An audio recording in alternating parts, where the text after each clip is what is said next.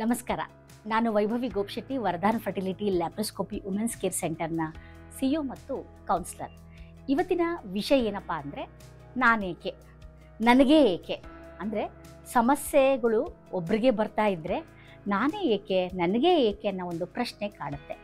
ಅಂಥವರಿಗೆ ಇದು ಒಂದು ಚಿಕ್ಕ ಕಥೆಯ ಮೂಲಕ ನಾನು ಕೆಲವೊಂದು ವಿಷಯನ ತಿಳಿಲಿಕ್ಕೆ ಇಷ್ಟಪಡ್ತೀನಿ. ನೀವು ನಮ್ಮ ಹಿಸ್ಟ್ರಿ ಕೇಳಿರ್ಬೋದು, ಇತಿಹಾಸ ಕೇಳಿರ್ಬೋದು.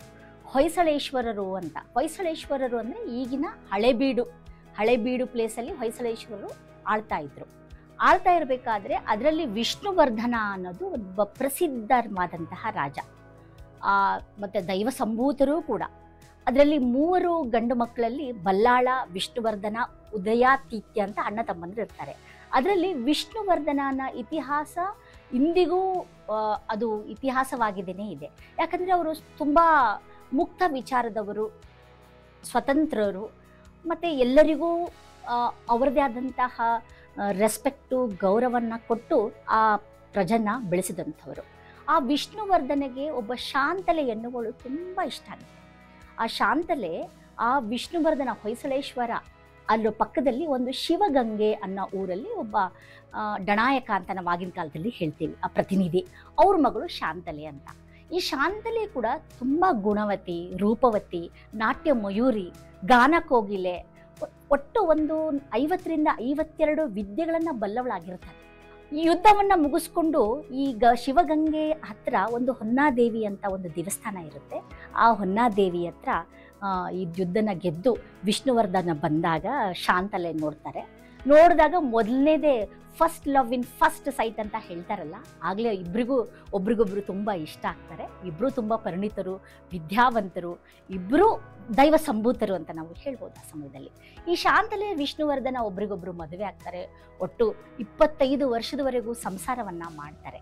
ಆ 25 ವರ್ಷದಲ್ಲಿ ಅಲ್ಲಿರುವಂತಹ ರಾಜ್ಯ, ಅಕ್ಕಪಕ್ಕದಲ್ಲಿರುವಂತಹ ಎಲ್ಲ ರಾಜ್ಯಗಳನ್ನು, ಪ್ರಜೆಗಳನ್ನು, ಗಡಿ ಭಾಗದಲ್ಲಿ ಬಾರ್ಡರ್ ಪ್ಲೇಸಲ್ಲಿರುವಂಥ ಪ್ರಜೆಗಳನ್ನು ತುಂಬ ಅನ್ಯೋನ್ಯವಾಗಿ ಪ್ರೀತಿಯಿಂದ ಇರ್ತಾರೆ. ಆ ಸಮಯದಲ್ಲಿ ಕಲೆ, ಸಾಹಿತ್ಯ ಮುಂತಾದ ಈ ಶಿಲ್ಪಕಲೆ ಆಗಿರ್ಬೋದು, ವಾಸ್ತುಶಿಲ್ಪ ಆಗಿರ್ಬೋದು, ಇದಕ್ಕೆಲ್ಲ ತುಂಬ ಪ್ರಾಮುಖ್ಯತೆಯನ್ನು ಕೊಟ್ಟು ಬೆಳೆಸ್ತಾರೆ. ಅದರಿಂದ ಅವರು ತುಂಬ ಕಾಲವಾಗಿ ಆ ಸಾಮ್ರಾಜ್ಯವನ್ನು ಆಳ್ತಾರೆ. ಅವರಿಗೆ ಒಂದು ಮದುವೆ ಆಗಿ ಒಂದು 10 ವರ್ಷ ಆದಮೇಲೆ ಒಂದು ಮಗು ಆಗುತ್ತೆ. ಯಾವುದೋ ಒಂದು ಕಾರಣದಿಂದ ತೀರಿದಾಗ ಈ ಶಾಂತಲೆ ಅನ್ನೋರು ತುಂಬ ಮಾನಸಿಕವಾಗಿ ಖಿನ್ನತೆ ಒಳಗಾಗ್ತಾರೆ.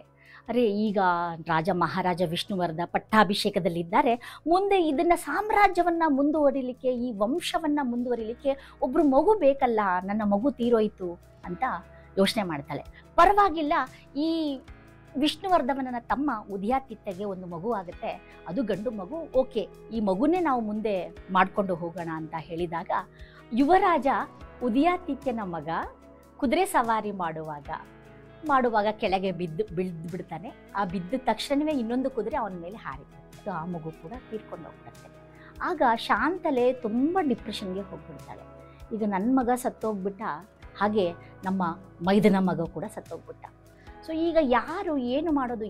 ನೋಡಿ, ಅವರು ಮಹಾರಾಣಿ, ತುಂಬ ರಾಜ್ಯ, ಪ್ರಜೆಗಳು ಪ್ರೀತಿ ಮಾಡೋರು, ಗೌರವ ಕೊಡೋರು, ಅವರೇ ಒಂದು ದೇವಿಯನ್ನು ಆಚರಣೆ ಮಾಡೋರು, ಮತ್ತು ಪ್ರಾಣಕ್ಕಿಂತ ಹೆಚ್ಚಾಗಿ ಪ್ರೀತಿಸಿರುವಂತಹ ಗಂಡ ವಿಷ್ಣುವರ್ಧನ ಶಾಂತಲೆಗೆ ಹೇಳಲಾರದೆ ಕೇಳಲಾರದೆ ಯಾವ ನಿರ್ಧಾರನೂ ಕೂಡ ಮಾಡ್ತಿರಲಿಲ್ಲ.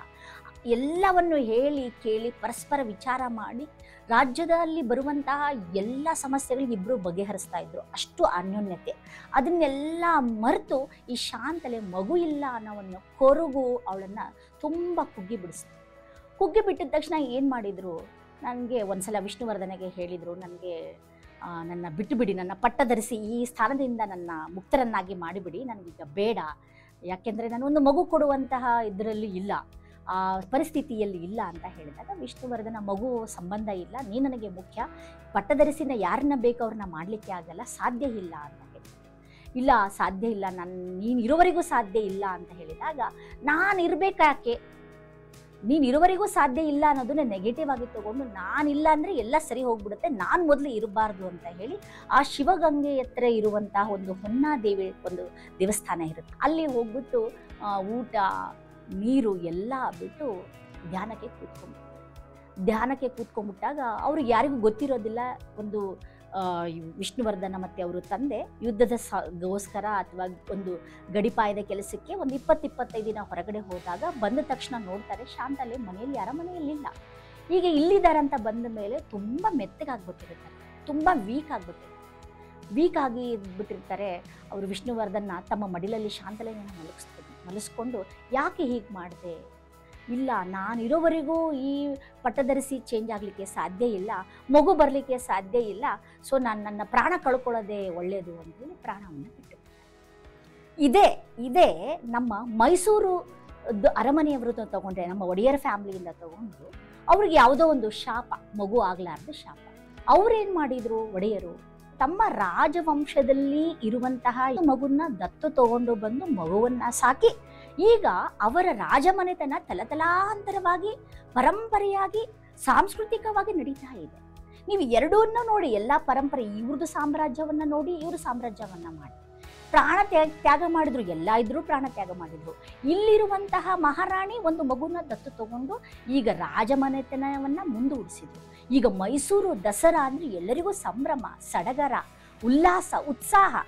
ಎಲ್ಲಿ ಉಲ್ಲಾಸ, ಉತ್ಸಾಹ, ಸಡಗರ ಇರುತ್ತೋ ಅಲ್ಲಿ 100% ಅಲ್ಲಿ ಒಂದು ಪ್ರೋಗ್ರೆಸ್ ಇರುತ್ತೆ, ಪ್ರಾಸ್ಪರಿಟಿ ಇರುತ್ತೆ.